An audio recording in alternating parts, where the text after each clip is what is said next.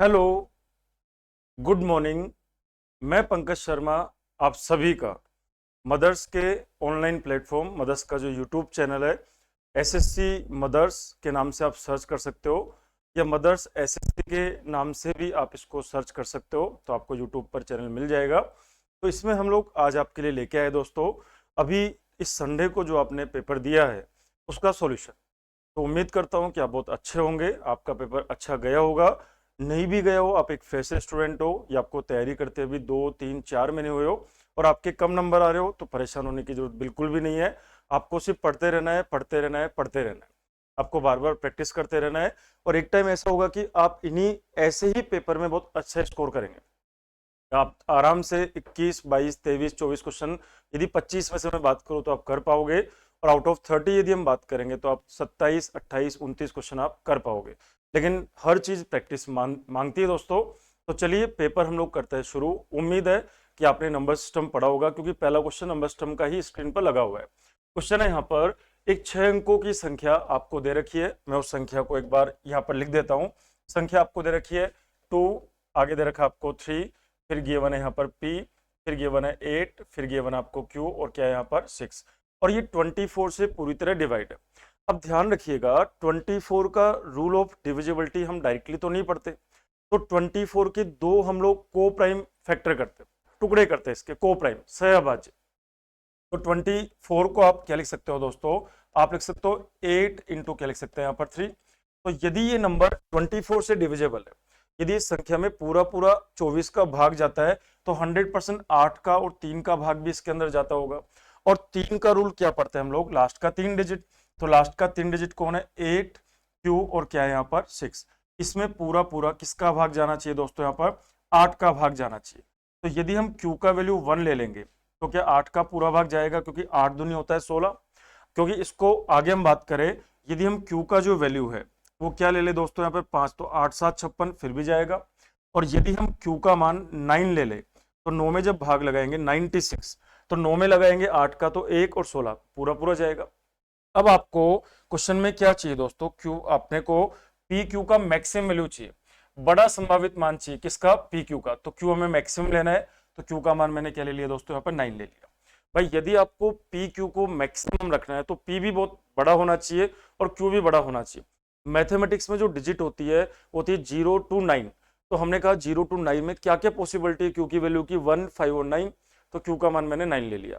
अब यदि मैं क्यू का वैल्यू 9 ले लेता हूं, तो हमने संख्या क्या बन जाएगी, 2 3, आगे बनेगा पी, ये बनेगा 8, क्यू का वैल्यू आप ले चुके हैं यहाँ पर 9, और क्या बना यहाँ पर 6। अब 3 का रूल क्या होता है, तो 3 का होता है सम ऑफ डिजिट। तो ये आप डिजिट सम करेंगे, तो ये 9, और यहाँ पर 6 और 3 कितना बना यहाँ पर 9, 8 और 2 कितना बना 10, और 1 प्लस क्या बनेगा, पी बनेगा। यही बनेगा हमारे पास में। आप बताना जब आप सबको ऐड करेंगे, 6 और 9 15, 15 और 8 23, 23 और 3 कितना हुआ 26, और 2 कितना हुआ 28, 28 प्लस पी करोगे, 28 प्लस क्या करोगे पी, और 28 में 8 और 2 क्या करोगे 10 प्लस क्या करोगे पी, 10 में 0 और 1 1 प्लस क्या करोगे आप पी। तो आप बताओ ये जो संख्या आपको डिजिट सम जो मिला है यहाँ पर, ये अंकों का योग है। हम बोलेंगे यहाँ पर क्या चीज है दोस्तों, ये डिजिट सम। तो ये जो डिजिट सम आपको मिल रहा है, ये जो डिजिट सम है, इसमें 3 का पूरा भाग जाना चाहिए। तो यहाँ पर पी का वैल्यू 2 हो सकता है, तब भी 3 का भाग जाएगा। पी का वैल्यू 5 होगा तो भी 3 का पूरा भाग जाएगा, और पी का वैल्यू 8 होगा तो भी 3 का पूरा भाग जाएगा। तो हमको तो मैक्सिमम वैल्यू लेनी है। तो पी का मैक्सिमम वैल्यू तो हो गया 8, और क्यू का मैक्सिमम हो गया 9। तो 8 नाम कितना हुआ 72। तो अपना आंसर क्या बनेगा दोस्तों, यहाँ पर 72। उम्मीद करता हूं ये आपको समझ में आ गया होगा। अगला क्वेश्चन देखिएगा, एक वृत्त पी क्यू आर में अंकित है, एक वृत्त त्रिभुज पी क्यू आर में। तो पहले तो मैंने बनाया एक ट्राइंगल, ये आपको दे रखा है एक ट्राइंगल। ट्राइंगल का नाम क्या है दोस्तों, पी। इंपॉर्टेंट क्वेश्चन है, पी क्यू और क्या हुआ यहाँ पर आर। और इसके अंदर क्या बना रखा है दोस्तों हमने, ये एक सर्कल बना रखा है, ये आपने बना दिया यहाँ पर एक सर्कल। ऐसा मैं नहीं कह रहा हूँ, क्वेश्चन में दिया हुआ है। एक वृत्त एक त्रिभुज पी क्यू आर में बनाया गया, जो ए बी सी, तो पी क्यू को टच कहाँ पे कर रहा है, ए पर, इसको टच कहाँ पे कर रहा है वो बी पर, और इसको टच कहाँ पे कर रहा है वो सी पर। आगे बात करें हम लोग, पी सी मान आपको दे रखा है 5.5। आप बताना कि पी से लेकर सी और पी से लेकर ए बराबर होगा क्या, क्योंकि सर्कल के बाहर यदि कहीं पर भी कोई बिंदु है तो उसे दो टेंजेंट डाली जा सकती है, और डाली गई दोनों टेंजेंट की लंबाई बराबर होती है। तो आप कह सकते हो दोस्तों कि आपको ये दे रखा है 5.5, तो क्या ये भी 5.5 हो जाएगा क्या? तो आप बोलेंगे बिल्कुल 5.5 हो जाएगा। फिर आगे बात करें हम लोग, आगे आपको क्या दिया हुआ है यहाँ पर कि आरबी का मान 11.5। तो यदि ये जो वैल्यू आपको दे रखी है ये 11.5 है, तो क्या ये वैल्यू भी आपकी 11.5 हो गई क्या? तो आप बोलेंगे बिल्कुल 11.5 हो गई। क्यू ए का मान कितना है? 8.5। यदि ये 8.5 है तो ये भी 8.5 होगा क्या? और आपसे पूछा है क्या कि आपसे ट्राइंगल का पेरीमीटर पूछा है, तो आप आराम से निकाल सकते हो। तो 8 और 5 13 और 0.5 तो एक साइड हो गई हमारे पास 14। ये 8 और 11 19 और कितना हुआ 20, एक साइड हमारे पास आ गई यहाँ पर 20। आगे बात करें 11 और 5 16 और कितना हुआ यहाँ पर 17। तो 7 और 4 11, 2 3 4 5, तो पेरीमीटर क्या 51 आ जाएगा क्या? भाई आंसर क्या बनेगा हमारा? 51 हो जाएगा। चलिए अगले क्वेश्चन की हम लोग बात कर लेते हैं। अगला क्वेश्चन आपके सामने है, क्वेश्चन नंबर 3। क्वेश्चन नंबर 3 में सुमित एक दूरी को 15 घंटे में तय करता है और अमित उसी दूरी को 9 घंटे में तय करता है। तो आप देखना, एक तो कौन है दोस्तों यहाँ पर? सुमित। एक तो हम बात करें यहाँ पर सुमित की, और एक बंदा कौन है यहाँ पर? अमित। तो एक बात करें हम लोग अमित की। अच्छा, सुमित किसी काम को करने में जो टाइम लेता है वो कितना लेता है यहाँ पर? 15 घंटे का। और अमित काम को करने में टाइम कितना लेता है यहाँ पर? 9 घंटे का। तो आगे बात करें, किसी दूरी को तय करने में सुमित ने टाइम लिया 15 घंटे का और अमित ने टाइम लिया 9 घंटे का, तो इनके टाइम का जो रेशियो है क्या वो 5:3 हो जाएगा क्या? तो आप कह देंगे किसका रेशियो है दोस्तों? टाइम का। और आपको ये पढ़ाया जाता है क्लास में कि जब भी टाइम कांस्टेंट, जब भी डिस्टेंस कांस्टेंट होता है तो स्पीड और टाइम का रेशियो उल्टा हो जाता है। तो स्पीड का रेशियो कितना हो जाएगा? 3 कितना हो जाएगा? 5। तो ये रेशियो किसका हो जाएगा? स्पीड का। तो यहाँ पर अमित का स्पीड सुमित की स्पीड से कितना ज्यादा है अकॉर्डिंग टू रेशियो? तो 2 ज्यादा है।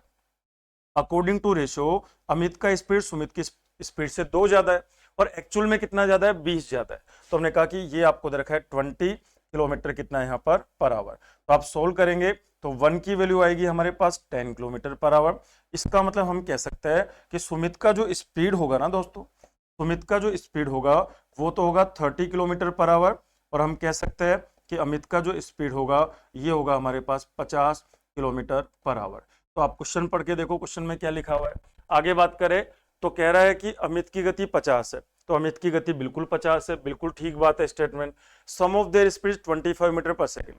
25 metre per 25 metre per second का मतलब होता है दोस्तों, यदि मैं इसको 18/5 से गुणा कर दूंगा तो 5 5 25 और 18 5 कितना हुआ? 90 kilometre per hour. 90 kilometre per hour. लेकिन यहाँ पे 90 तो नहीं आ रही, यहाँ पर तो 30 और 50 80 आ रही है। तो सेकंड स्टेटमेंट हमारा गलत हो गया, तो ओनली फर्स्ट आएगा। तो अपना जो आंसर है ओनली सेकंड, ओनली केवल first, both first and second बिल्कुल नहीं आएगा, नाइदर फर्स्ट ये भी नहीं आएगा, ओनली फर्स्ट। तो हमारा आंसर कौन सा बनेगा दोस्तों? यहाँ पर डी ऑप्शन। तो केवल पहला स्टेटमेंट हमारा क्या होगा? यहाँ पर सही होगा। चलिए अगले क्वेश्चन की बात करें हम लोग, क्वेश्चन नंबर 4। बहुत सिंपल सा क्वेश्चन है। क्या करेंगे हम लोग, ये कोई सेक्टर है हमारे पास, ये हमारे पास कोई सर्कल का सेक्टर है यहाँ से, तो ये वाली लंबाई अपने को फाइंड आउट करनी है। और आपको क्या क्या गिवन है क्वेश्चन में? आपको ये दे रखा है 75 डिग्री पूरा होता है आउट ऑफ 360, ये सर्कल का है सेंटर। और आपको दे रखा है कि रेडियस कितनी है इसकी? 3 पॉइंट कितनी है दोस्तों? यहाँ पर 8 रेडियस दे रखी है आपको, 3 पॉइंट कितना है यहाँ पर? 8। और आपसे ये पूछी लंबाई कि ये लंबाई किसके बराबर होगी। यदि पूरे सर्कल की बात करते तो पूरे सर्कल में जो सरकमफ्रेंस होती है वो 2πr होती है, लेकिन अभी हम लोग किसकी बात कर रहे हैं? 75 डिग्री के सेक्टर की बात कर रहे हैं। तो 75 और कितने में से बात कर रहे हैं? 360 में से बात कर रहे हैं। इसको सोल्व कर लो, सोल्व करने से हमें अपना आंसर मिल जाएगा। यदि मैं पूरे के पूरे सर्कल की सरकमफ्रेंस की बात करूं तो 2πr होगा, आधे की बात करेंगे तो πr होगा। अभी हम ना पूरे की बात कर रहे हैं, ना आधे की बात कर रहे हैं, ना चौथाई की बात कर रहे हैं, तो 75 डिग्री के सेक्टर की बात कर रहे हैं। और कितने में से? 360 में से बात कर रहे हैं। तो 360 होता तो 2πr होता, तो 75 में कितना होगा? 75/360। जरा इसको सोल्व कर लेते हैं हम लोग। 15 से काटो तो 15 5 होता है 75, 15 से काटेंगे तो 15 2 होता है 30, और कितना होगा यहाँ पर? 4। इसको आप 2 से काटेंगे तो कितना बनेगा यहाँ पर? 12। सोल्व करते हैं इसको, पाई का मान कितना होता है? 22/7 इंटू आर की जो वैल्यू आपको गिवन है वो गिवन कितनी है? 3.8, मतलब 38/10 हम लोग इसको लिख सकते हैं। आगे बात करें तो पाई का मान 22/7, आर का मान 38/10 इंटू क्या बनेगा दोस्तों यहाँ पर? 5 बटा कितना बनेगा यहाँ पर? 12 ये बनेगा। कुछ और कट रहा है तो काट लीजिए और सोल्व कर लो इसको।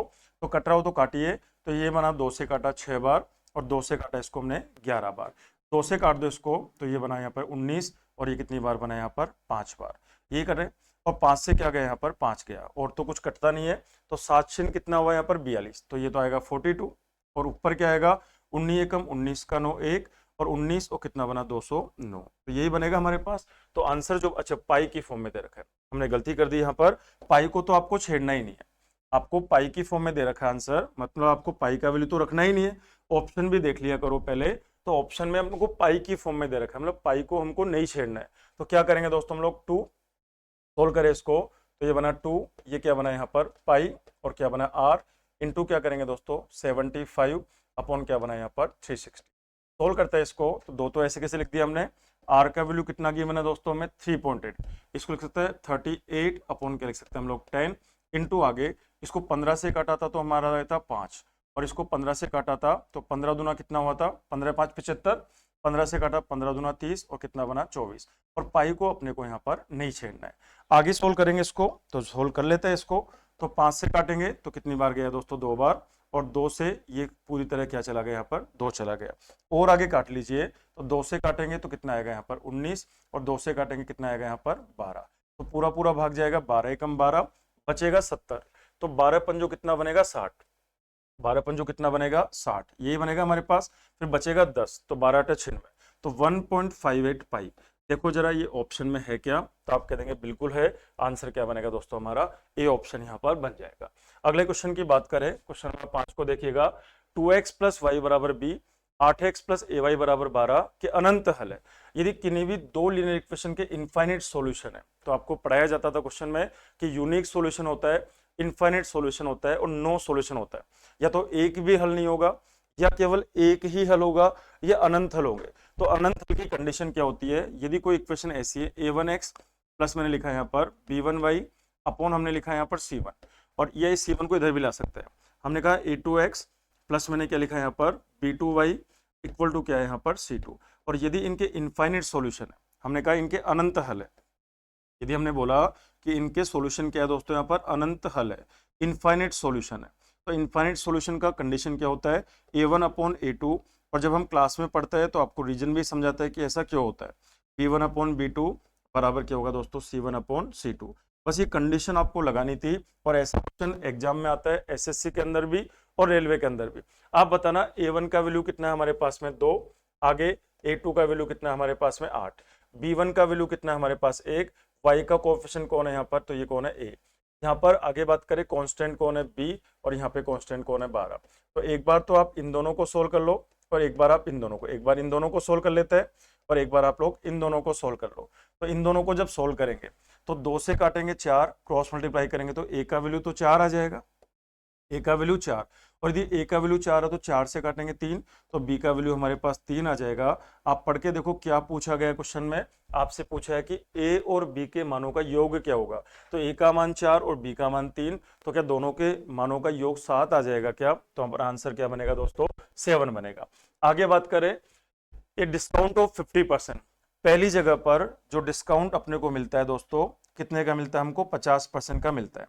आगे बात करें दूसरी जगह पर डिस्काउंट कितना मिलेगा, तो डिस्काउंट मिल रहा है 35% फॉलोड बाई 20%, तो 35 और 20, तो आपको ए बी बटा 100 पढ़ाया जाता था जब सक्सेसफुल डिस्काउंट की बात करेंगे, तो ये हुआ 35 प्लस कितना हुआ 20 माइनस 35 गुना 20 बटा कितना हुआ 100, तो यहाँ पर 20 से 5 तो 7, तो 35 और 20 55, और 55 में 7 गया, तो दूसरा डिस्काउंट तो हमारा 48% का है। ठीक बात है। तीसरे डिस्काउंट की बात करते हैं, तीसरे डिस्काउंट में क्या होगा 25% की 2 छूट है, तो 25 और 25 50, और 25 गुना 25 625 बटा 100, तो 6.25, 50 में से जब 6.25 माइनस करेंगे तो ये आएगा 43.75, तो 43.75% का डिस्काउंट है तीसरा। चौथे डिस्काउंट की हम लोग बात करें तो चौथा डिस्काउंट हमको कितने का दे रखा है दोस्तों, 2 सक्सेसिव डिस्काउंट ऑफ 40% एंड 10%, तो 40 और 10 हो गया 50, और माइनस 400 बटा 100 4, तो ये बन गया 46%। तो ये अगला जो चौथा डिस्काउंट है वो 46% है। यदि मैं कोई दुकान चलाता हूँ और यदि मेरे से कोई 50% का डिस्काउंट लेके जाए, या 48 का लेके जाए, या 43 का लेके जाए, या 46 का लेके जाए, तो मेरे को बेनिफिट है कि कम से कम डिस्काउंट दूं, तो मेरे को बेनिफिट तो थर्ड वाले केस में होगा।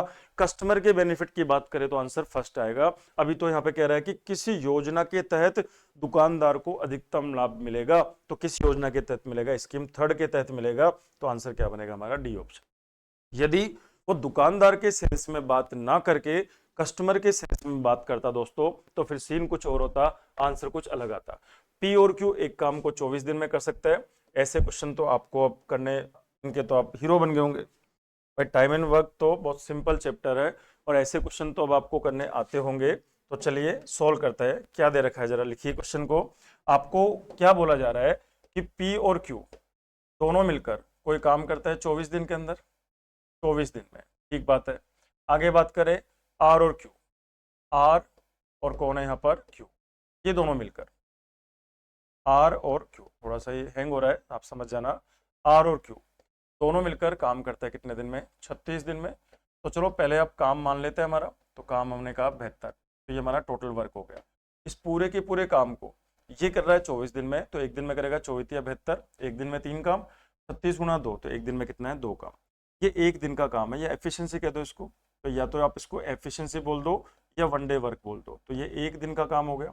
अच्छा इनमें कॉमन कौन है, क्यू, दोनों का एक दिन का काम 3 है, कॉमन क्यू है, क्यू का एक दिन का यदि x है मान लो, तो p का एक दिन का कितना होगा, 3 में से x काम क्यू कर रहा है, तो p का एक दिन का होगा 3 माइनस एक्स। क्यू का एक दिन का कितना है, x, तो r का एक दिन का कितना होगा यहाँ पर 2 माइनस कितना बनेगा, x, ऐसा मान सकता हूँ मैं। आगे बात करें p r से दुगना अच्छा काम करता है, p r से दुगना काम करता है, तो p का एक दिन का काम कितना है, 3 माइनस एक्स, और r का एक दिन का काम कितना है, 2 माइनस एक्स, और p दुगना काम करता है इससे, r से, तो हमने कहा 2/1। यदि r एक काम करेगा तो p कितना काम करेगा, 2 काम करेगा। यदि क्रॉस मल्टीप्लाई करेंगे तो 4 माइनस आएगा 2x बराबर आएगा यहाँ पर 3 माइनस एक्स। जब आप सोल्व करेंगे इसको तो x का वैल्यू कितना आएगा, 1 आ जाएगा। यदि x का वैल्यू 1 आ गया, दैट मीन्स ये एक काम करेगा, ये 2 करेगा, ये 2 में से एक करेगा और ये 1 करेगा, ऐसा कर सकते हैं हम लोग। तो आपसे पूछ रहा है कि क्यू अकेले उस काम को कितने दिन में करेगा, तो क्यू का एक दिन का काम 1 है और पूरा काम हमारा 72 है, तो 72 में 1 का भाग लगाएंगे तो क्या काम 72 दिन में पूरा हो जाएगा क्या, तो आप कह सकते हैं कि बिल्कुल क्यू अकेले पूरा काम 72 डेज में कर सकता है। यदि पी के बारे में पूछा होता तो पी का एक दिन का काम 2 है और काम हमारा 72 है, तो पूरा काम कितने में होता, 36 दिन में होता। अगला क्वेश्चन देखते हैं। यदि किसी पुस्तक में 1370 पृष्ठ है तो पृष्ठों को क्रमांकित करने के लिए कितने अंकों का उपयोग करना पड़ेगा, तो आप पहले 1 से 9 लिखोगे, तो 1 से 9 लिखोगे तो अंक कितने हो गए, 9। फिर आप 10 से कितना लिखोगे यहाँ पर, 99, तो ये 2 अंकों की संख्या है, और 2 अंकों की कितनी संख्या होती है, 90, और इनमें हर संख्या में 2 डिजिट होती है, तो 90 गुणा 2। फिर आप क्या लिखोगे यहाँ पर, 100 से लेकर कहाँ तक लिखोगे, 999 तक, तो 3 अंकों की टोटल कितनी संख्या होती है, 900, और हर संख्या में अंक कितने होते हैं, 3, तो गुणा 3 कर देंगे। आगे 999 के बाद कहाँ से कहाँ तक चलेंगे हम लोग, 1000 से लेकर, 1000 से लेकर कहाँ तक चलेंगे हम लोग, 1300 कहाँ तक चलेंगे, 70 तक। तो यहाँ से लेकर यहाँ तक टोटल संख्या कितनी होगी, 371, और हर संख्या में अंक कितने होंगे यहाँ पर, 4। जैसे मैं 1000 से 1002 तक चलता, तो 1000, फिर 1001 और फिर 1002, तो 3 संख्या हो गई। तो यहाँ पर 1002, अब 2 संख्या नहीं होगी, 3 संख्या होगी। यहाँ पर 1000 होगी 4 अंकों की, 1001 होगी 4 अंकों की, 1002 होगी 4 अंकों की। तो यदि मैं यहाँ से यहाँ तक चलूंगा तो टोटल संख्या कितनी बनेगी, 371 बनेगी। बस मल्टीप्लाई करके ऐड कर दो, आंसर आपको यहाँ पर मिल जाना है। तो ये हो गया यहाँ पर 9, 90 गुणा 2 कितना होता है दोस्तों, 180, 900 गुणा 3 कितना होगा यहाँ पर 2700, और आप इसको मल्टीप्लाई करेंगे तो 4, 4 7 28 का 8, 2 4 तिया 12 और 2 कितना बना, 14। इकाई कितना बन रहा है, 3 बन रहा है। इकाई 3 वाले कितने ऑप्शन है, 2 है, तो 2 ऑप्शन तो देखते ही कैंसिल हो जाएंगे हमारे। चलो आगे बात करें, 9 और 4 13 का 3 1, 8 8 16, 17 का 7 1, 7 4 11 12, 13 का 3 1 2 3 कितना बना, 4, तो 4373 हमारा आंसर बन जाएगा। तो आंसर कौन सा बनेगा हमारा दोस्तों, सी ऑप्शन। इंपॉर्टेंट क्वेश्चन, अच्छा क्वेश्चन। अभी तक जितने भी क्वेश्चन करे वो सारे बड़े अच्छे खूबसूरत क्वेश्चन थे। आगे बात करते हैं। अच्छा, एक नौ धारा के अनुकूल, धारा के अनुकूल चाल को मैं x मान लेता हूँ, चाल हमारी x हो गई। 15 मिनट में 13, तो 15 में 13, तो 30 में 26, 45 में 39, 15 चौको 60 में 52, 60 मिनट का मतलब 1 घंटे। तो धारा के अनुकूल 52 किलोमीटर पर आ गई, 15 13 चौको 52, 15 किलोमीटर पर आवर। यदि मैं डाउन स्ट्रीम में बोट चलाऊंगा, यदि मैं धारा के साथ चलूंगा तो धारा के साथ की स्पीड कितनी है 52 किलोमीटर पर आवर, एक घंटे में 52, एक घंटे में 52 मतलब आधा घंटे में 26, आधे घंटे में 26 मतलब 15 मिनट में 13। मैच कर रही है क्वेश्चन से। धारा के प्रतिकूल एक घंटे में 24, प्रतिकूल की स्पीड को मैंने वाई बोला, तो हमने कहा कितना हो गया 24 इन 1 आवर, तो 24 किलोमीटर पर आवर। अब आपसे यदि धारा की पूछी है या आपसे नाव की पूछी, नाव की पूछी है, तो नाव की चाल क्या है ए, तो ए बराबर क्या होगा x प्लस वाई अपॉन क्या करेंगे दोस्तों हम लोग 2, तो 52 और 24 को जब ऐड करेंगे तो आएगा 6, 76/2, और 76/2 का मतलब कितना बनेगा 38 किलोमीटर क्या है यहाँ पर आवर। तो यही हमारा क्या होगा दोस्तों आंसर, तो आंसर बनेगा 38। ध्यान रखिएगा जब आप धारा की दिशा में जाते हो ना, तो एक बार तो होती है a प्लस बी और एक बार होती है a, यदि मेरी नाव की चाल a है और पानी भी मेरे साथ साथ b की चाल से बह रहा है, तो a प्लस बी का वैल्यू कितना है मेरे पास में 52, और यदि नाव चल रही है a से और पानी अपोजिट चल रहा है, वो डाउन अप स्ट्रीम में चल रहा है, तो मैं चल रहा हूँ a से, पानी मेरे को रोक रहा है b से, तो चाल हो जाएगी a माइनस बी, तो a प्लस बी का वैल्यू तो है 52 और a माइनस बी का वैल्यू है 24, दोनों को सोल्व करेंगे तो a का वैल्यू कितना आ जाएगा 38। तो यही हमारा क्या बनेगा दोस्तों आंसर। अगले क्वेश्चन की बात करें हम लोग, एक आदमी ने एक वस्तु को अंकित मूल्य में 20% छूट पे बेचा, मान लो अंकित मूल्य x है, ये हमारा x है, इंटू 20% मतलब 1/5 की छूट मिल गई, तो मैं लेके कितने में आया उसको 4/5 में, इतने में तो मैं उसको घर ले आया, इतने में तो मैं उसको घर लेके आ गया। आप मान लो मैं मेरी बात कर रहा हूं, तो कह रहा है कि एक आदमी ने एक वस्तु को अंकित मूल्य पे 20% छूट पे खरीदा, मान लो मैंने खरीदा, तो इस पे लिखा हुआ था x, इस पे मेरे को मिला 20% का डिस्काउंट, तो 20% डिस्काउंट के बाद मैं इतने में ले आया, लाने के बाद मैंने क्या करा 20% लाभ कमा लिया, इस पर मैंने 20% मतलब 20% बढ़ाकर बेच दिया, इंटू 120/100, तो मैंने बेचा कितने में यहाँ पर, तो इंटू कर देंगे 6/5, 20% बढ़ा दिया मैंने, और बेचा कितने में मैंने यहाँ पर, ये कह रहा है क्वेश्चन में 4 3 6 डेसिमल 8, डेसिमल हटा देंगे तो नीचे क्या आ जाएगी यहाँ पर 10 आ जाएगी। यहाँ तक की बात आपको बिल्कुल समझ में आ गई होगी। सोल्व कर लो इसको आप, जब आप इसको सोल्व करेंगे तो काटिए कुछ, तो 5 से काट दो इसको, तो 5 से गया कितनी बार 2 बार, 2 से काट दो, तो 2 से काटेंगे 2, ये बनेगा 1, ये बनेगा 8 और कितना बनेगा 4, फिर आप 4 से काट दो, 4 से काटेंगे तो 4 5 बना 20, 4 4 16 और 4 6, फिर आप 6 से काट दो इसको, तो 6 9 कितना होता है 54 और कितना हुआ 91, और 91 को इंटू 5 कर दो तो x की वैल्यू आ जाएगी, तो x का वैल्यू होगा 91 इंटू 5, तो आंसर क्या बनेगा दोस्तों 4 5 एंड 5। तो आपसे क्या पूछा गया क्वेश्चन में कि बताओ वस्तु का अंकित मूल्य क्या था, x था वस्तु का अंकित मूल्य और x का वैल्यू 455 आ गया, तो ये अपना क्या हो जाएगा दोस्तों आंसर। अगले क्वेश्चन की बात करें, क्वेश्चन नंबर 11 को देखिएगा। ऐसा क्वेश्चन हम आपको पढ़ाते थे, यहाँ पर ध्यान रखना जब आप क्लास में पढ़ते हो, तो मैंने कहा ये ट्राइंगल है, ये बाइसेक्टर और ये बाइसेक्टर दोनों मिलते हैं, पहला केस। फिर हमने कहा कि एक इस तरीके से बात करते हैं, तो हमने कहा कि ये ट्राइंगल है, ये बाइसेक्टर और ये वाला बाइसेक्टर, दोनों एंगल का बाइसेक्टर यहाँ पे मिलते हैं। तीसरे वाला केस की बात करें हम लोग, तो तीसरे वाले केस में एक इस एंगल का बाइसेक्टर और इस एंगल का बाइसेक्टर, इसका बाइसेक्टर और इसका बाइसेक्टर यहाँ पे मिल रहा है, तो यहाँ पे दोनों इंटीरियर बाइसेक्टर है, यहाँ पे दोनों एक्सटीरियर बाइसेक्टर है, यहाँ पे एक इंटीरियर और एक एक्सटीरियर बाइसेक्टर है। ध्यान रखना यदि ऐसे क्वेश्चन की बात करें तो ये एंगल ए है, इसको मैंने कहा बी, इसको मैंने कहा सी और ये ओ, तो यहाँ पर ये जो एंगल होता है ना वो 90 प्लस क्या होता है दोस्तों एंगल a/2 होता था, आप पढ़ते हैं इसको ज्योमेट्री के अंदर, और हम तो रिसर्च के साथ आपको पूरे प्रूफ के साथ ये चीज समझाते हैं। यहाँ पे ये है a, ये कौन है दोस्तों b और ये कौन है यहाँ पर c, और इसके बाइसेक्टर मान लो o पे काट रहा है, तो ये जो एंगल यहाँ पे बनता है, तो ये जो एंगल यहाँ पे अब की बार बनेगा वो 90 माइनस क्या होता है a/2, आपको याद हो तो पढ़ाए थे। हमने कहा ये ट्राइंगल है a, ये कौन है यहाँ पर b और ये क्या है c, तो एक तो इंटीरियर बाइसेक्टर और एक एक्सटीरियर बाइसेक्टर कहाँ पे मिल रहा है o पर, तो ये जो एंगल बनता है ना BOC, तो ये एंगल बराबर क्या होता है a/, क्या होता है, तो यहाँ पे हम लोग आधा करके 90 में जोड़ते हैं, यहाँ पे हम आधा करके 90 में घटाते हैं, और यहाँ पे केवल और केवल हम लोग आधा करते हैं। अब आप क्वेश्चन को समझना, आप इस क्वेश्चन को पढ़ना, PQR की भुजा QR को एक ट्राइंगल में बना रहा हूँ यहाँ पर PQR, तो ये बन गया एक ट्राइंगल PQR, ये ट्राइंगल है यहाँ पर PQ और क्या लिखा मैंने R, PQR लिख दिया। PQR की भुजा QR को S तक बढ़ा दो, ये बढ़ा दिया S तक। फिर ये कह रहा है कि PQR, एक तो ये वाला एंगल PQR और एक है PRS, एक है यहाँ पर PRS, दोनों बाइसेक्टर, चलो दोनों बाइसेक्टर ले लेते हैं हम लोग, तो एक तो ले लिया ये वाला एंगल बाइसेक्टर, मतलब दोनों एंगल बराबर, और एक मैंने लिया ये वाला एंगल बाइसेक्टर, मतलब ये दोनों एंगल भी बराबर, ये दोनों बराबर, दोनों बाइसेक्टर कहाँ पे मिल रहा है, टी पर मिल रहा है, तो टी पे मिल रहा है, बिल्कुल ठीक है। पी क्यू और पी आर बराबर है, आपको दे रखा है कि पी क्यू और पी आर दोनों बराबर है, तो हमने कहा कि ये जो पी से लेकर क्यू है और पी से लेकर आर है, दोनों आपको बराबर दिए हुए, ठीक बात है। अब आपको कह रहा है कि क्यू टी आर का मान, ये जो क्यू टी आर है ये 37.5 है। आप बताओ यदि ये 37.5 आपको दे रखा है तो 37.5 का दुगना क्या ये 75 हो जाएगा क्या, तो आप बोलेंगे बिल्कुल 75 हो जाएगा। और किसी भी ट्राइंगल के तीनों एंगल का सम 180 होता है, 180 में से यदि मैं 75 घटा दूंगा तो 105 आएगा, और ये दोनों साइड बराबर होने की वजह से इनके अपोजिट एंगल बराबर होंगे, तो 105 के जब मैं दो टुकड़े करूंगा तो क्या ये 52.5 आ जाएगा, और क्या ये 52.5 आ जाएगा क्या, तो आपसे कौन सा एंगल पूछा है यहाँ पर, तो पी क्यू आर, तो ये पूरा का पूरा एंगल कितना आएगा दोस्तों, 52.5 आ जाएगा। उम्मीद है बहुत समझ में आपको ये आ गया होगा, अच्छा समझ में आपको आ गया होगा। और इस क्वेश्चन पे आप इंपॉर्टेंट मार्क करना।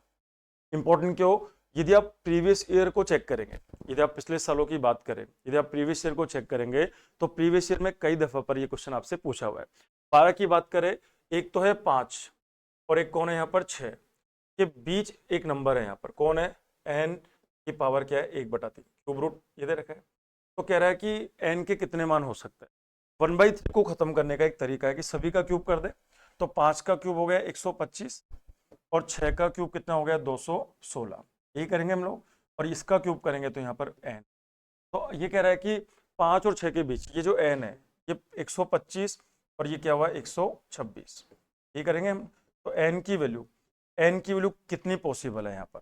अच्छा मैंने एक संख्या लिखी, मान लो 5 और एक मैंने लिखी 8, तो इन दोनों के बीच में कितनी संख्या पॉसिबल है, तो 8 और 5 का अंतर कितना हो गया 3, तो 3 नहीं पॉसिबल है, क्यों, इसमें -1 करेंगे हम लोग, तो 2 ही पॉसिबल है, मतलब एक तो 6 आएगा और एक 7 आएगा, तो 2 ही तो संख्या पॉसिबल है यहाँ पर। अब यदि मैं एक और एग्जाम्पल लेता हूँ, मैंने एक एग्जाम्पल यहाँ पर और ले लिया, मान लीजिए मैंने एक संख्या लिख दी यहाँ पर 10 और एक संख्या मैंने लिख दी यहाँ पर 15, तो इन दोनों में दिखने में कितना है ये 5, तो क्या इनके बीच में 5 संख्या होगी क्या, बिल्कुल नहीं होगी। एक तो होगी 11, एक की होगी यहाँ पर 12, एक की होगी यहाँ पर 13 और एक की होगी यहाँ पर 14, तो 4 ही तो संख्या होगी, तो -1 करना पड़ेगा। तो यहाँ पर इन दोनों का अंतर लो पहले, तो 6 में से 5 गया तो 1, आगे 11 में से 2 गया तो 9, ये बनेगा हमारे पास। अब 91 में माइनस क्या करेंगे 1, तो बताओ ऐसे बीच में कितनी संख्या पॉसिबल है, तो अपना जो आंसर है वो आंसर आएगा 90। कई लोग इसमें जल्दबाजी में 91 करके आएंगे जो कि गलत हो जाएगा, आपका सही आंसर कितना बनेगा दोस्तों यहाँ पर 90। चलिए नेक्स्ट क्वेश्चन, एक संख्या में एक बार 23% की वृद्धि करी, फिर 73% की कमी करी और फिर 59% की क्या कर दी, वृद्धि कर दी। कैलकुलेटिव क्वेश्चन है, तो यदि आपके एग्जाम में कोई ऐसा क्वेश्चन है, यदि इंक्रीज और डिक्रीज 20% हो रहा होता, 30% हो रहा होता, 33 से 1/3 हो रहा होता, 16 से 2/3 हो रहा होता, तो फैमिलियर फिगर है तो उसको आप इजीली कर लेते। अब यहाँ पे सारे ही फिगर टफ दे रखे हैं, 23 एक प्राइम नंबर है, 73 एक प्राइम नंबर है, 59 भी एक प्राइम नंबर है, कुछ कटना भी नहीं है, तो एक बार के लिए आपको स्किप करना है। तरीका मैं आपको समझा दूंगा, तरीका आपको भी आता है, लेकिन एक बार इस क्वेश्चन को हम लोग करते हैं स्किप, इसको एंड ऑफ द सेशन सबसे लास्ट में करेंगे। अभी के लिए इसको देखिएगा, पीतल में तांबे और जस्ते का अनुपात 5:7 है, तो एक पीतल है हमारे पास, तो हमारे पास क्या चीज है दोस्तों यहाँ पर, copper and zinc in brass, तो एक पीतल है हमारे पास, पीतल को इंग्लिश में क्या कहते हैं, ब्रास, तो ये हमारे पास पीतल है। अच्छा ये जो पीतल है इसमें दो मेटल है, दो मेटल कौन कौन से मिलकर बना हुआ है, तो एक तो तांबा है, एक तो यहाँ पर कौन है तांबा, और एक कौन है यहाँ पर जस्ता। तांबे को क्या बोलेंगे कॉपर, और जस्ते को क्या बोलेंगे हम लोग, लिख रखा है यहाँ पर, ये कह रहा है कॉपर एंड जिंक, तो ये जस्ता है तो ये तो जिंक है, और ये हमारे पास तांबा है, मतलब ये हमारे पास क्या है, कॉपर है, ये अपने पास कॉपर है। तो एक पीतल है हमारे पास, पीतल दो मेटल से मिलकर बना है, आपके सामने है यहाँ पर।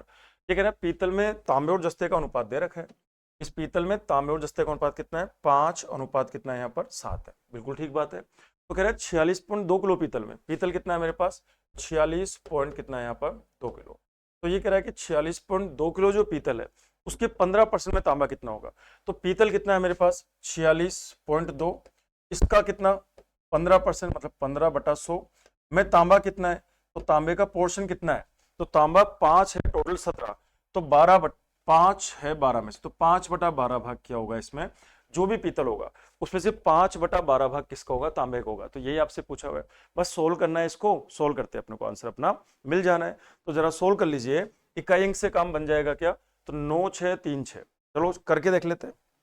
यदि इकाई अंक से काम बन जाए तो बहुत अच्छी बात है। तो नीचे मैंने यहाँ पे 100 लिख दिया, यदि मैं यहाँ 100 लिखूंगा तो ऊपर से डेसिमल खत्म होगा, तो ऊपर क्या आएगा दोस्तों, फिर 462 आएगा, 462 आ जाएगा। चलो सोल्व करते हैं इसको, कुछ कट रहा हो तो काट लेते हैं हम लोग। तो 4 से नहीं कटेगा, 2 से काट सकते हैं हम लोग।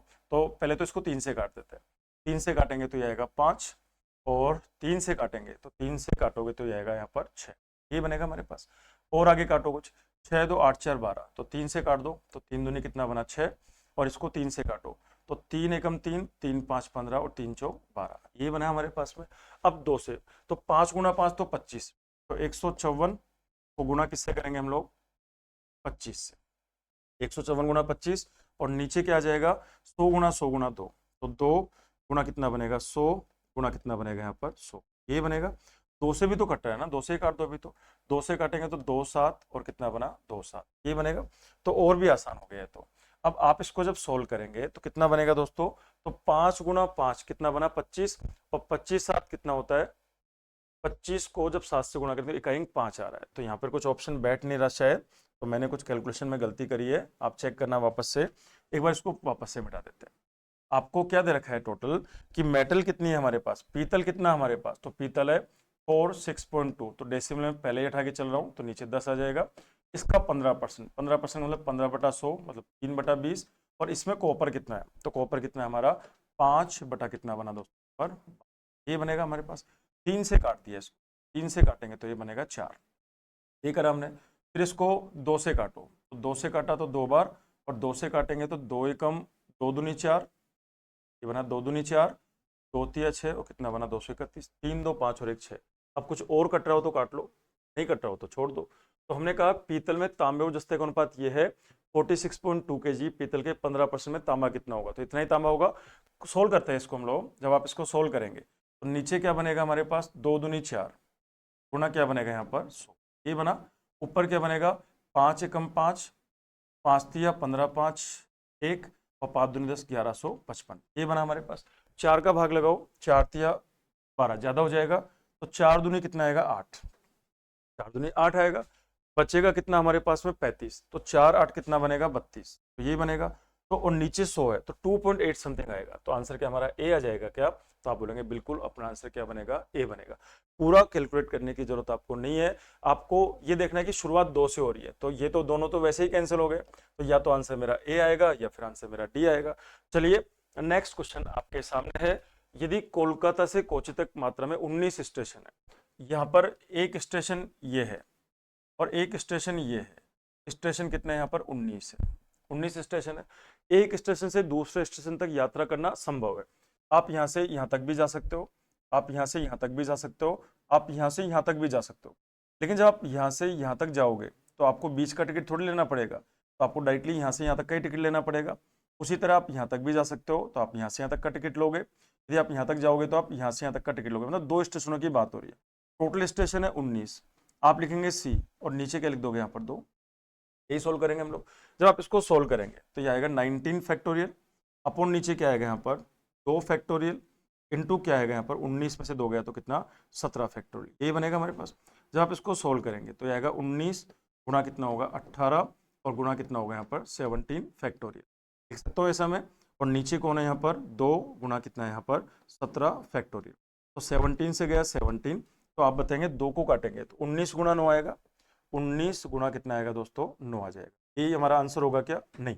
आप इस डायरेक्शन में जा रहे हो, जब आप ऐसे जा रहे हो तो वापसी भी तो कर सकते हो आप ऐसे, तो इसको मल्टीप्लाई 2 भी करना पड़ेगा, तो आप मल्टीप्लाई 2 भी करेंगे इसको हम लोग, तो सोल्व करेंगे इसको तो 19 गुणा 18, 19 गुणा 19 होता है 361, तो 361 में से 19 घटा दो आप 361, या इसको मल्टीप्लाई कर लो ना। आप जब मल्टीप्लाई करेंगे इसको तो कितना बनेगा हमारे पास 9 9 19 नाम 19 गुणा 9 171 होता है, 19 गुणा 9 171 होगा, और 171 को गुणा 2 करेंगे तो 2 एकम 2, 2 7 14 4 1, तो आंसर क्या बनेगा हमारा 342। चलिए नेक्स्ट क्वेश्चन आपके सामने है 16 नंबर। लोहे के बने एक अर्धगोलाकार कटोरे का आंतरिक व्यास 42 है, तो ये एक हमारे पास कटोरा है, ये हमारे पास एक अर्धगोलाकार कटोरा है, इसका जो आंतरिक व्यास है 42, तो रेडियस 21 हो जाएगा, रेडियस हो जाएगा 21 सेंटीमीटर। क्लियर बात है यहाँ पर। 75 रुपए प्रति 100 सेंटीमीटर स्क्वायर की दर से अंदर टिन चढ़ाने का खर्चा। ये मेरे पास एक अर्धगोला है, ये अर्धगोला है, और इसके अर्धगोले के अंदर मेरे को एक वर्क करना है, कोई यहाँ पर टिन चढ़ाना है या कोई पेंट करना है, मेरे को कोई पॉलिश करनी है यहाँ पर, तो पॉलिश किस में करेंगे, इस वाले एरिया में करेंगे। और किसी भी अर्धगोले का जो सरफेस एरिया होता है क्या होता है, 2πr²। 2π क्या होता है, r²। जरा सोल्व करें इसको हम लोग, तो 2 × 22/7, रेडियस आपको दे रखा है कितना 21 इंटू क्या है यहाँ पे 21, ये दे रखा है। 7 से काटेंगे कितना बनेगा यहाँ पर 3, और कुछ कटा है तो काट लो। 22 × 3 होता है 66, और 66 × 2 होता है 132, को गुणा किससे करेंगे 21 से, तो 21 दूना 42 का 2 कैरी 4 बनेगा। 21 × 3 63 और 4 67, 6 बनेगा, तो बनेगा 2772। ये सेंटीमीटर इंटू सेंटीमीटर, तो क्या इतना एरिया आ गया क्या, तो आप बोलेंगे बिल्कुल इतना एरिया आ गया। अब हमें खर्चा बताना है, चलो खर्चा बताते हैं हम लोग। आप बताना कि 100 सेंटीमीटर स्क्वायर जो है, 100 सेंटीमीटर स्क्वायर पे हमारा खर्चा कितना आ रहा है दोस्तों, 75 रुपए का। तो 75 रुपए का खर्चा आ रहा है 100 सेंटीमीटर स्क्वायर पर। तो 1 सेंटीमीटर स्क्वायर पे खर्चा है, तो 1 सेंटीमीटर स्क्वायर पे खर्चा आएगा 75/100, मतलब 3/4 रुपए का। अब हमारा एरिया कितना है यहाँ पर, तो एरिया है 2772 को मल्टीप्लाई करेंगे हम लोग 3 किससे 4 से, 4 से काटेंगे तो 4 6 24, बचेगा 37, तो 4 नाम 36 और 4 तिया 12, तो 3 तिया 9, 3 9 27, 7 2, 3 6 18 और 2 20। ऐसा क्वेश्चन एग्जाम में आपसे पूछा जाता है। तो हमारा जो खर्चा बनेगा ऑप्शन में जरूर मिलेगा आपको 20 कितना मिला यहाँ पर 79। तो ध्यान से देखना, ये जो हमने अभी तक 16 क्वेश्चन करे, तो आपने इनसे सीखा क्या, आपने इनसे एक छोटी सी बात ये सीखी होगी दोस्तों कि इन क्वेश्चंस में केवल एक ऐसा क्वेश्चन है जो आपको आता है लेकिन आपने उसको स्किप करा है, बाकी तो आप सारे कर सकते थे, बाकी आप सभी क्वेश्चंस को कर सकते हैं। आगे बात करें, ये कह रहा है कि ए बी सी में बांटा, ए और बी का अनुपात दे रखा है। ऐसे क्वेश्चन तो आपने बहुत करे रेशो में। ए और बी का अनुपात कितना हमारे पास 5 और 12। फिर आगे बात करें, बी और सी का अनुपात कितना है हमारे पास, तो आप कह देंगे यहाँ पर 8 और कितना है यहाँ पर 7, इनमें ये बराबर है, तो बराबर यहाँ भी कर दो आप। तो बराबर करने के लिए इसको मैंने मल्टीप्लाई कर दिया 2 से, और इसको मैंने मल्टीप्लाई कर दिया 3 से। ऐसा करने से इस पूरे रेशो को, तो ए ये क्या बना बी और क्या बना सी का अनुपात कितना बना, तो ये बन गया 5 दूनी 10 और 12 × 2 24 और 7 तिया कितना बना, ये बना यहाँ पर, तीनों का रेशो आ गया। अब कह रहा है ए और सी के बीच का अंतर 231 है, इन दोनों के बीच का अंतर 11 बराबर किसका है यहाँ पर 231 दे रखा है आपको यहाँ पर। तो 11 का मान 231 है, तो एक का मान कितना बनेगा 11 दूना 22 और कितना बनेगा 21 रुपए के बराबर बन जाएगा। अब आपसे क्या पूछा है कि एक्स वो राशि जो इन तीनों में बांटी, एक्स वो अमाउंट है जो तीनों में बांटा, तीनों में कितना मिला टोटल 4 और 1 5, तो यहाँ पे तीनों का अमाउंट कितना है 5, 2 2 4 1 5, 55 तीनों का अमाउंट है। एक बराबर है 21 के, तो 55 21, तो 21 5 105 कैरी 10, 21 5 105 और 10 115। तो आप बताओ टोटल जो एक्स रुपए है वो 1155 के बराबर होगा क्या, तो आंसर क्या बनेगा हमारा सी ऑप्शन। अगले क्वेश्चन की बात करें हम लोग, नेक्स्ट क्वेश्चन देखिएगा, ये तो आसानी है आपके लिए। आपको ये पढ़ाया जाता था क्लासरूम में, आपने पढ़ा होगा कि A sine theta plus minus B cos theta, A sine theta plus minus, थोड़ा सा कई बार सिस्टम हैंग हो जाता है, तो ए साइन थीटा प्लस क्या है दोस्तों यहाँ पर बी कोस थीटा, प्लस या माइनस, इसकी जो मिनिमम या मैक्सिमम वैल्यू होती है वो क्या होती है ए स्क्वायर प्लस बी स्क्वायर के ऊपर क्या लगाओगे यहाँ पर रूट, यदि मैक्सिमम पूछे तो प्लस और मिनिमम पूछे तो क्या माइनस। तो यहाँ पर ये फॉर्मेट कुछ ऐसा ही है, यहाँ पर जो आपको ये फॉर्मेट दिया हुआ है, ये फॉर्मेट कुछ ऐसा ही दिया हुआ है यहाँ पर, इसको ध्यान से देखो आप। तो एक ही जगह कौन है 20, तो 20 का स्क्वायर तो 400 प्लस आके ये क्या दे रखा आपको 21, 21 का स्क्वायर 441, और इसका हम करेंगे रूट, तो ये होगा 841, और 841 किसका होता है, तो आप कह दोगे कि ये 29 का होता है। तो आप ये कह सकते हैं दोस्तों कि इसका मैक्सिमम वैल्यू कितना होगा 29 होगा, और ये कांस्टेंट है 4, तो 29 और 4 कितना बनेगा 33, तो यही अपना क्या बन जाएगा आंसर। तो यदि आपने सारे की सारी क्लासे ऑफलाइन क्लासे सही ढंग से आपने पढ़ी है और आपने कोई छुट्टी नहीं करी है, आप घर पे भी कम पढ़ा है कोई बात नहीं, लेकिन आपने यदि सारी ऑफलाइन क्लासें ली होगी तो ऐसा कोई क्वेश्चन है नहीं जो हम क्लासों में डिस्कस ना करते हो। राम को एक वस्तु को 1520 में बेचने पर उतना ही नुकसान होता है। मान लो ये मेरा सीपी है, ये मेरा सीपी है, और सीपी मेरा कितना है दोस्तों 100% है। यदि मैं इस लाइन के ऊपर बेचूंगा तो फायदा होगा, और यदि मैं इस लाइन के नीचे बेचूंगा तो नुकसान होगा। तो यहाँ तो नुकसान हो रहा है 1520 में बेचने पे, मतलब इस लाइन के नीचे ही बेच रहे होंगे हम लोग। अब ये कह रहा है कि कितना नुकसान होता है, जितना उसे 5% लाभ पर बेचने पे होता है। अच्छा 5% लाभ पर बेचने का मतलब 105%, तो 105% में बेचने पर उसको 5% का फायदा होता है, तो उतना ही नुकसान नीचे हो रहा है।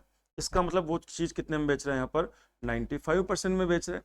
अब 95% की वैल्यू कितनी दे रखी है आपको, आपको दे रखी है 1520 दे रखी है यहाँ पर, तो 1520 रुपए। यदि मैं इसको 19 से काटूं तो ये बनेगा 5%, और ये 19 से काटेंगे तो पूरा पूरा जा रहा है 80, तो ये हो गया 80 रुपए। तो यहाँ पर यदि मैं इसको गुणा कर दूं किससे, 20 से, तो ये बन जाएगा 100%, और यदि मैं इसको 20 से गुणा कर दूं तो ये बन जाएगा 1600 रुपए। तो ये जो 1600 रुपए, क्या ये हमारा सीपी है क्या, तो आप बोलेंगे बिल्कुल सीपी है। अब क्या बोल रहा है आगे कि 1960 में बेचो। अब आप मुझे बताइए कि जब 1600 रुपए की चीज को आप 1920 में बेचोगे तो आपका बेनिफिट क्या 360 का होगा क्या। जब आप लोग 1600 रुपए की चीज को 1960 में बेचेंगे तो 16 से 17, 17 से 18, 18 से 19, फायदा आपका 360 का होगा। और किस पर होगा दोस्तों, ये 1600 पर। गुणा क्या करेंगे यहाँ पर 100, तो सोल्व करेंगे तो डबल जीरो से गई डबल जीरो, 4 से काटेंगे तो ये बनेगा 90, और 4 से काटेंगे तो 4, फिर 2 से काटेंगे तो 45, 2 से काटेंगे तो 2, और 45 का आधा कितना होता है 22.5। तो अपना जो प्रॉफिट होगा, और प्रॉफिट कितना होगा दोस्तों 22.5%। अगला क्वेश्चन देखिएगा, क्वेश्चन नंबर 20 की तरफ चलते हैं। 20 में क्या कह रहा है, इससे पहले वाला छोड़ा थोड़ी हमने, ये हमने कर लिया, ये हमने कर लिया, ये हमने कर लिया।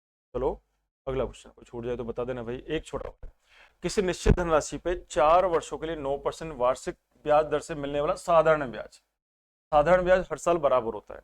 तो 4 साल की बात हो रही है, और 9% ईयरली एनएम की बात हो रही है। तो 9% पहले साल मिला तो अगले साल भी 9 मिलेगा, उसके अगले साल भी 9 मिलेगा, उसके अगले साल भी 9 मिलेगा। तो 9% रेट पर एनम, और 4 साल, तो 4 साल में 9% के हिसाब से मेरे को ब्याज मिलेगा 36% का। ठीक बात है। अभी कह रहा है कि 9 साल और 11%, तो अब की बार ब्याज मिलेगा 11 9 99%। तो बताओ यहाँ पर हमको ब्याज ज्यादा मिला, कितना ज्यादा मिला, अंतर देख लो 3, और ये कितना बना 63, तो 63% का डिफरेंस आ रहा है। तो 9 में से 6 गया तो 3, 9 में 3 गया तो 6, तो 63% की वैल्यू किसके बराबर है, 9450 रुपए के बराबर है यहाँ पर। भाई यहाँ पर हमको ब्याज कम मिल रहा है इतना, तो आगे सोल्व करेंगे। 9 से काटो, 9 7 63, 9 एकम 9 0, 9 5 45 0 रुपए, ये आ गया हमारे पास। 1% का वैल्यू 7 से काटो, 15 7 105, तो 150 रुपए। यदि 1% की वैल्यू 150 है तो 100% मतलब मेरा प्रिंसिपल जो होगा, तो वो प्रिंसिपल 15,000 के इक्वल होगा क्या, तो आप कह देंगे बिल्कुल 15,000 के बराबर होगा। कौन सा ऑप्शन आएगा हमारा दोस्तों यहाँ पर, बी ऑप्शन। तो यही अपना क्या हो जाएगा आंसर। हाँ, इंपॉर्टेंट मार्क करिएगा, ऐसा क्वेश्चन आपकी शीट में भी दिए हुए हैं। जब आप अपनी जो शीट आप क्लास में पढ़ते हो उसके अंदर भी आपको दे रखा है 6 क्रमागत सम संख्याओं को से 6 है। तो पहली क्रमागत संख्या 2 है, तो छठी संख्या क्या हो जाएगी, 2 गुना 6 12, 2 गुना 6 12। इनका जो एवरेज होगा, इनका जो औसत होगा, वो औसत 12 और 2, 14 में 2 का भाग लगा दो, क्या वो औसत 7 होगा क्या, आप कह देंगे औसत 7 आ जाएगा। ये तो पढ़ते हैं हम लोग जब आपको एपी पढ़ाते हैं, 2 के बाद 4, 4 के बाद 6, 6 के बाद 8, 8 के बाद 10, और कितना है 12। 1 2 3 4 5 6, इन सभी 6 का औसत कितना हो गया, 7 हो गया। आप चाहो तो सबको ऐड करके आप किसका भाग लगा देना, 1 2 3 4 5 और 6, तो ये 6 संख्या है।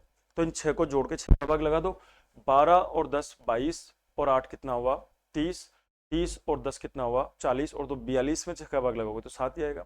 अभी कह रहा है कि यदि अगली 6 संख्या और जोड़ दी जाए सब, तो पहले 6 थी 6 और जोड़ दी तो 12 हो गई, तो अब की बार पहली संख्या क्या हो जाएगी 2, पहली संख्या हो जाएगी यहाँ पर 2 सम वाली, और 12 हो जाएगी, 12 गुणा 2 24 हो जाएगा 24। अब इनका जो औसत आएगा, इनका जो औसत आएगा इसका, इन 12 संख्या होगा, तो 24 और 2 कितना हुआ 26, का आधा कितना हुआ 13, 13।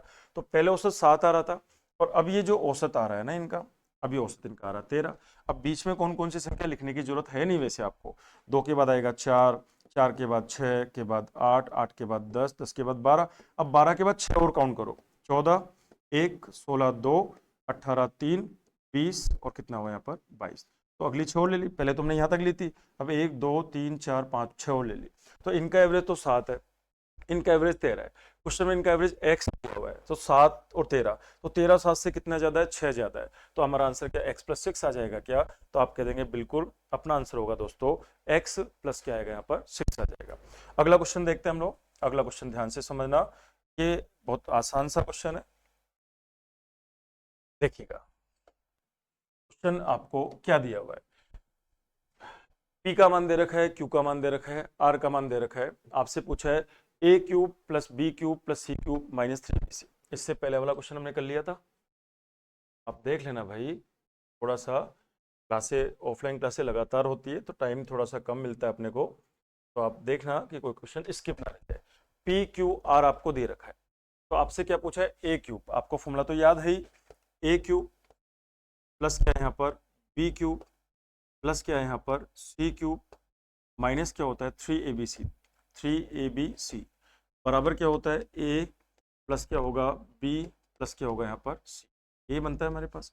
और यहाँ पे 1 अपॉन क्या है 2, ब्रैकेट में क्या आता है यहाँ पर p माइनस क्यू का स्क्वायर प्लस आगे q और r के बीच के अंतर का स्क्वायर प्लस आगे r और p के जो अंतर है उसका स्क्वायर, और यहाँ पे यही है हमारा फॉर्मूला। तो आप कह देंगे बिल्कुल फॉर्मूला, ये वैल्यू तो हमको पता करनी है, बस यही तो करना है आपको। तो आप बताना कि ये जो वैल्यू है का मान किसके बराबर दे रखा है, 0.54x के बराबर दे रखा है ये आपको, ये अपने को गिवन है। बराबर आगे पी क्यू आर को ऐड करो, पी क्यू आर को ऐड करके 2 का भाग लगाओ, तो 9 6 15 और 5 20, कैरी कितना आ गया 2, 3 और 7 10 और 6 16, 18 का 8 कैरी कितना हो गया 1, आगे 3 और 3 6 और 3 9, और ये कितना बना 10, 108 आ गए। और 108 का आधा जो होता है वो 54 होता है, तो ये तो आ गया 54 इंटू आगे बात करो। अब इसको सोल्व करना है, जब आप इसको सोल्व करेंगे तो आप करो कैसे करेंगे, तो जब आप इसको सिंप्लीफाई करेंगे तो करना शुरू करते हैं हम लोग, इन दोनों में कितना अंतर है, ये बड़ा है तो 6 में से 5 गया तो 1 और 1.1, तो 1.11 का स्क्वायर होता है 121, तो 1 पॉइंट कितना आएगा 2, ये साइड में कर दिया मैंने। इन दोनों का अंतर देखो, ये बड़ा है यहाँ पर 16 में से 9 गया तो ये बनेगा 7, ये बनेगा 7, और 36 में से 33 गया तो बनेगा 3, तो 37 का स्क्वायर कितना होता है, तो 37 का 69 और 1 तो आएगा 1369, और नीचे क्या आएगा यहाँ पर 100, तो 13 पॉइंट, यह आएगा 13 पॉइंट कितना बनेगा 69, ये बनेगा हमारे पास।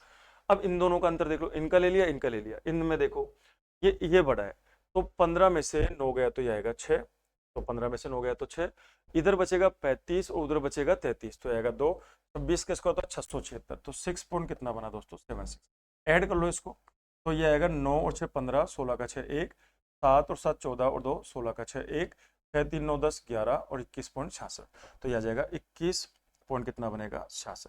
यहाँ पर डेसिमल के बाद 2 डिजिट है, यहाँ भी डेसिमल के बाद 2 डिजिट है, तो डिजिट नीचे 100 आएगा, नीचे 100 कट जाएगा और 54 से 54 कट जाएगा, तो x का जो वैल्यू आएगा क्या 2166 आएगा क्या, चेक करके देखो कि क्या ऐसा कोई क्वेश्चन है, तो आंसर क्या बनेगा हमारा बी बन जाएगा।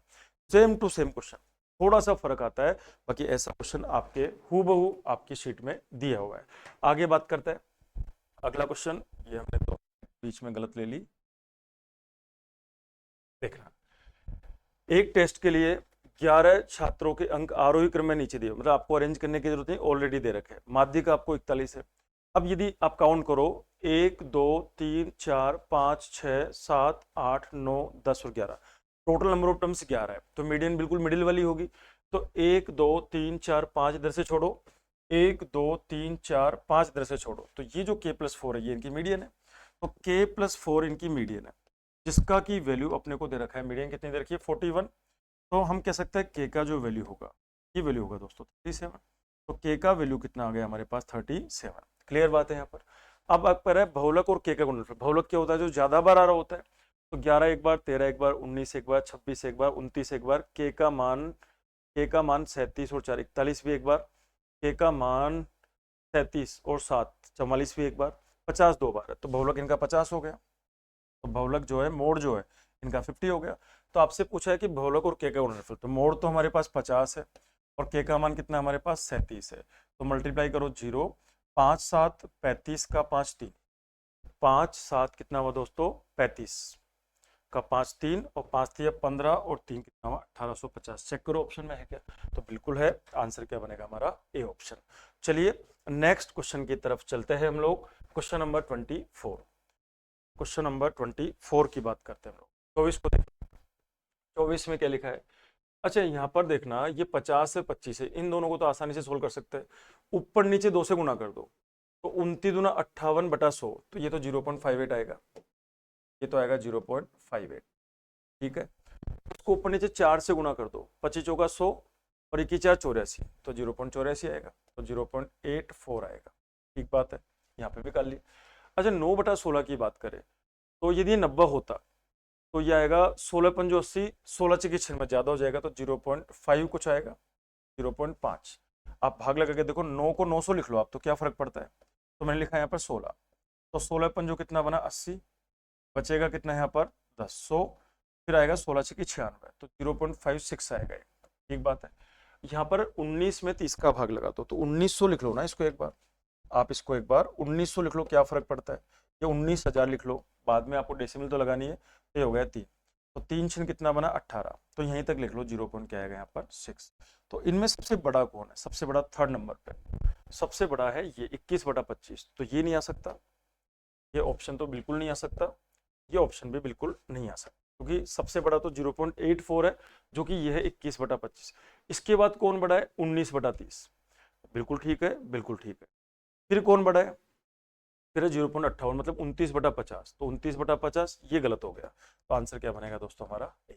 तो आसान क्वेश्चन था ये। तो अगला क्वेश्चन, नेक्स्ट क्वेश्चन की हम लोग बात करते हैं। अगला क्वेश्चन दे रखा है, एक समकोण पिरामिड का आधार एक समबाहु त्रिभुज है, एक समकोण पिरामिड है, एक पिरामिड का बेस, तो ये एक पिरामिड होता है, ये तो इसका बेस है, और यदि मैं इस पिरामिड को ओपन कर दूं तो ये इसका एक फेस, ये इसका एक दूसरा फेस, और ये इसका एक तीसरा फेस, और यदि मैं ये इसका हाइट है, इनको बंद करेंगे हम लोग, तो ये आप इस तरीके, तो बीच में जो ब्लू कलर में आपको बना रखा है पिरामिड का बेस है, तो कह रहा है कि पिरामिड का जो आधार है वो एक समबाहु त्रिभुज है जिसका क्षेत्रफल दे रखा है। अब समबाहु त्रिभुज का क्षेत्रफल होता है √3 बाई क्या होता है 4 इंटू a², जो कि आपको दे रखा है 4√3, तो √3 से गया √3, 4 × 4 16, तो a का मान 4 आ गया। अब a का मान तो आ गया यहाँ पर 4, बिल्कुल ठीक बात है। अच्छा यदि a का मान 4 आ गया तो आप बताना कि यहाँ से लेकर यहाँ तक ये जो चीज होती है इसको हम r बोलते हैं, रेडियस। किसी भी समबाहु त्रिभुज के अंदर जो सर्कल बनता है उसकी रेडियस निकालना तो आपको आता ही है, तो ये r का मान कितना आएगा, a/, कितना आएगा 2√3। अब a का मान 4 है, तो 4 में जब 2/√3 का भाग लगाएंगे तो r का मान आएगा 2/√3, ये बात भी ठीक है।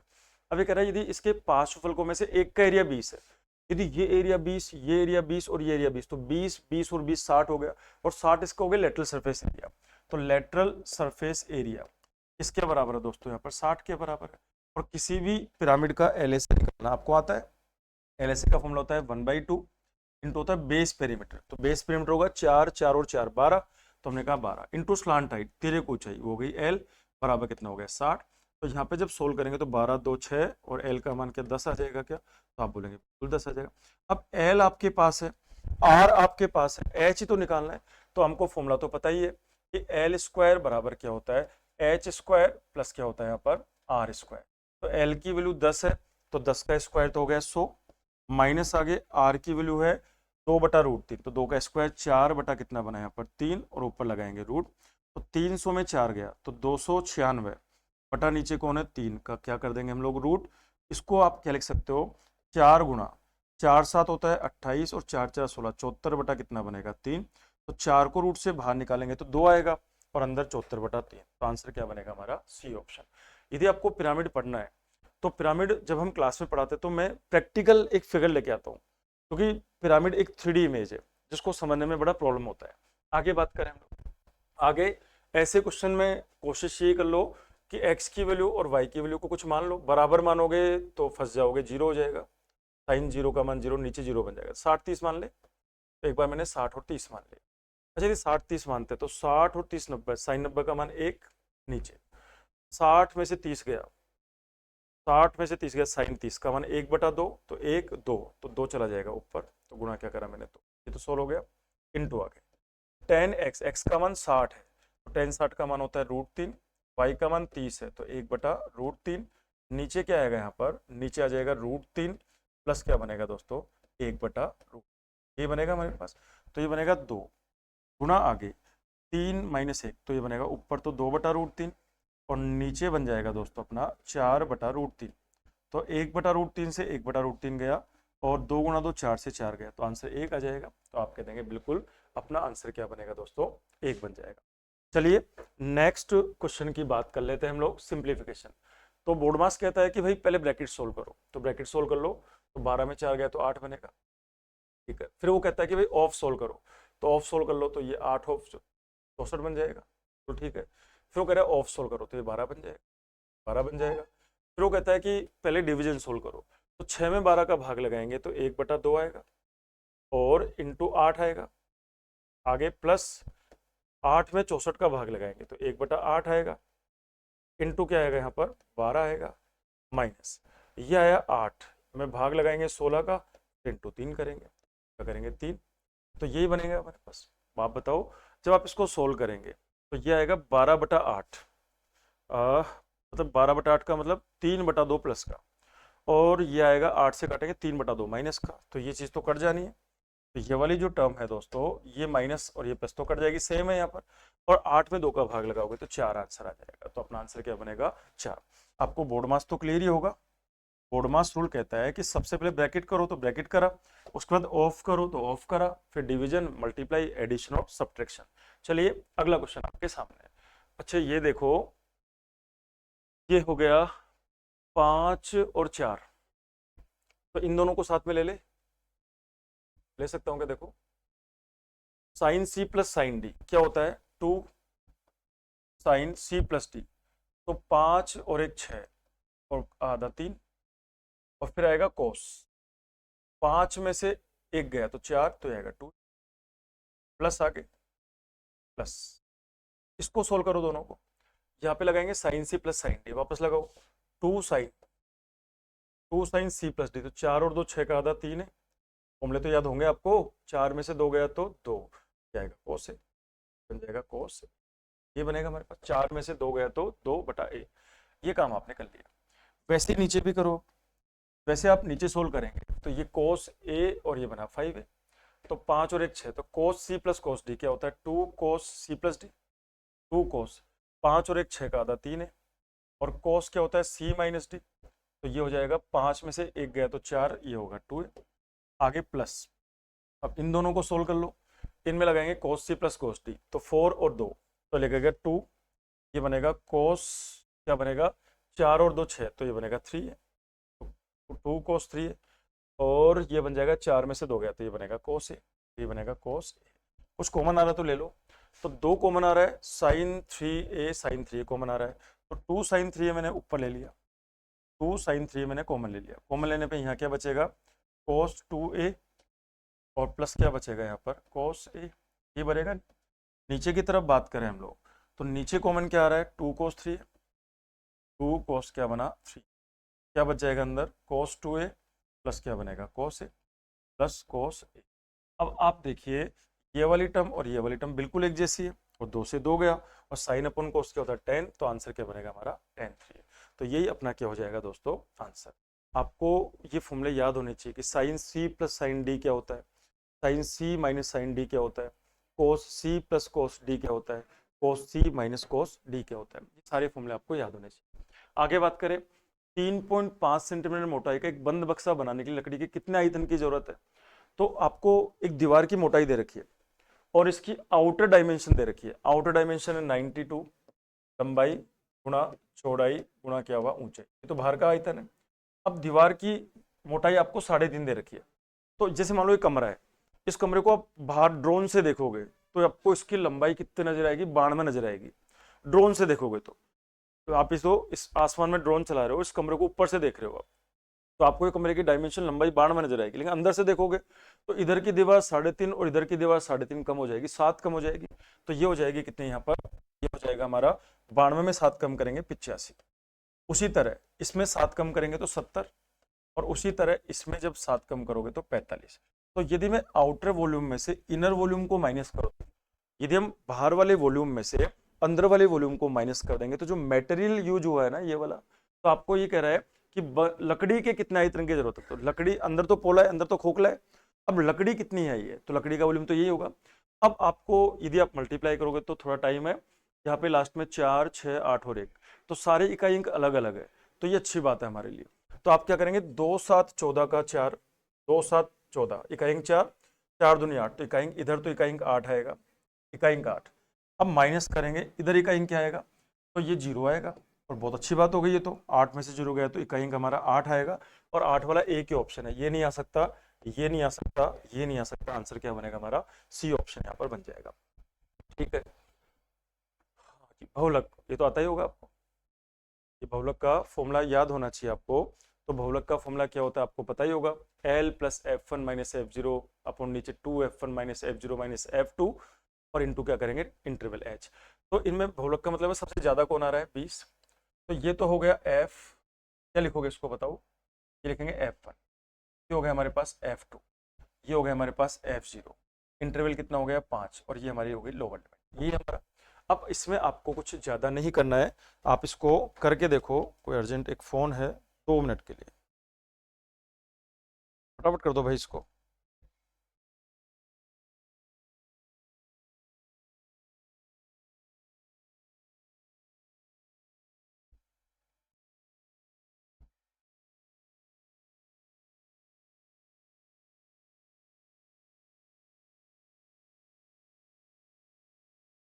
करते हैं इसको।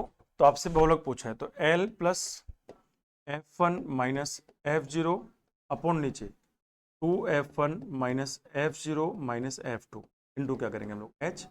L कितना है हमारे पास, वैल्यू तो डालनी है। L कितना हमारे पास में 20, लोअर लिमिट 20, प्लस आ गए F1 11 और F0 8, तो ऊपर 3 आ जाएगा, तो ऊपर 3। F1 की वैल्यू है 11, तो 11 दूना 22, 22 में माइनस करेंगे 8 और माइनस करेंगे 5, तो 8 और 5 13, 22 में से 13 माइनस करेंगे तो 9 आ जाएगा, तो 3/9 मतलब 1/3, और इंटू इंटरवल कितना है हमारा 5, तो 5, तो ये आएगा 1/3, 5 में 3 का भाग लगाएंगे तो ये आएगा 1.6, तो 21.6 आ जाएगा। तो अपना जो आंसर बनेगा वो आंसर क्या बनेगा दोस्तों? डी ऑप्शन बन जाएगा। आसान सी बात है, मोड निकालने का तो फॉर्मूला आपको आता होगा। तो ये था दोस्तों आपका पेपर। तो हमने क्वेश्चन 30 ये शायद, इसमें 30 हमने कर लिया, 29 कर लिया, 28 हमने करा, 27, 26, 25, इनको बार बार फिर रिवाइज करना, ये हमने किया, ये हमने कर लिया, ये बीच में 2 स्लाइड गलती से की गई, और ये हमने कर लिया, ये करा, ये करा, ये भी कर लिया हमने। कोई क्वेश्चन छोड़ा तो नहीं है, चेक कर लेना एक बार। एक हमने ये छोड़ा हुआ है, इससे पहले के सारे क्वेश्चन, इससे पहले हमने सारे क्वेश्चन कर। अच्छा इसकी बात करते हैं, ये क्वेश्चन यदि कोई भी बच्चा देगा तो आई थिंक वो छोड़ने का है। यदि आपको टाइम मिलता है तो फिर करो आप इसको, आपको यदि टाइम मिलता है तो करो आप। तो क्या करेंगे हम लोग, एक संख्या फिर 100 ही मान लो, या तो इसमें ए बी बटा 100 सक्सेसिव वाला फॉर्मूला लगोगे तो कैलकुलेशन फंस जाएंगे।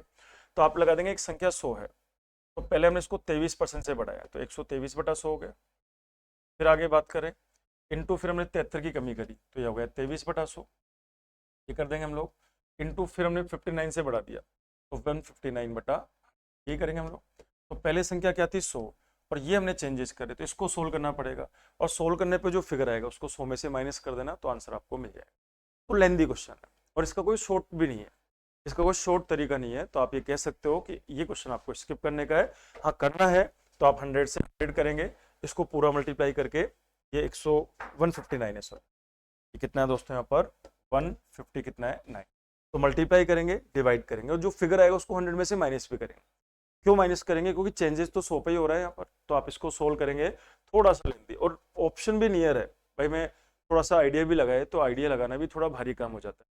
तो आज का ये पेपर था, और उम्मीद करता हूँ कि आपको ये बिल्कुल बहुत अच्छे से आपको चीज़ें समझ में आई होगी। तो आप इस पेपर को दोबारा से रिवाइज करना, जो पूरा का पूरा पेपर है इसको आप फिर से रिवाइज करना। कोई भी आपको डाउट लगे और कोई भी गलती मेरे से हुई हो इसके अंदर, तो आप मुझे जरूर बताइएगा, नेक्स्ट में हम लोग उसको इम्प्रूव करने की कोशिश करेंगे। ठीक है, तो नेक्स्ट संडे हम फिर मिलते हैं पेपर सॉल्यूशन के साथ में। तब तक के लिए रखिए अपना ख्याल। Thank you, goodbye, take care and